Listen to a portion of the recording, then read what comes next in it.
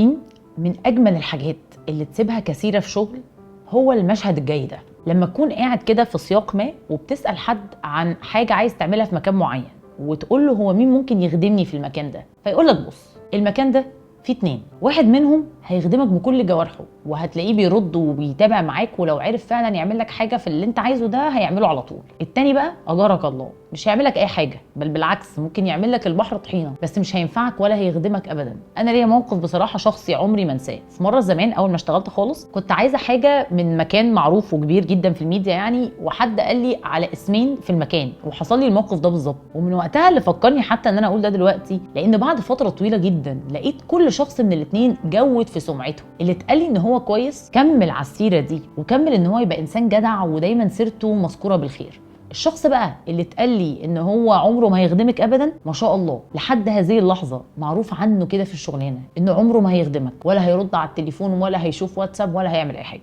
الكلام ده بصراحه عشان خلاني احس قد ايه فعلا سيره الانسان في مكان شغله حاجه مهمه جدا، وهي قد ايه ممكن تفتح لك فرص في اماكن تانية كتير، وممكن برضو تبقى بتقفل لك طرق في اماكن تانية كتير. وده يخلينا بقى نرجع لسؤال مهم قوي في السياق ده، ويمكن يرد عليا فيه كل الناس اصحاب الشركات او الناس المعنيه يعني بانها بتوظف ناس عندها في الشغل، او الناس اللي شغاله HR اقرب مثال. هل احنا واحنا بنشغل الناس بندور على الناس الشاطره اللي مهاراتها كده منوره جدا، ولا بندور على بني ادم محترم وعنده استعداد يتعلم ومع الوقت كده ممكن يبقى فرود؟ دي بقى ممكن يجاوبنا فيها كل الناس المعنيه بعالم المال والاعمال. فلو الكلام ده دلوقتي جه فكرك بموقف انت فيه اتقال لك حاجه شبه اللي اتقالت لي كده، اللي هو المكان ده فيه 2 واحد يخدم والتاني مش هيعمل اي حاجه، وافتكرت الموقف ده وعايز تشكر اللي عمل كده، وطبعا ما نجيبش سيره التاني يعني زي ما دايما بنقول القاسي والشرير ده بيموت نفسه بنفسه يعني، فيا ريت جدا بقى نعمل للشخص اللي خدمنا ده منشن في الكومنتات.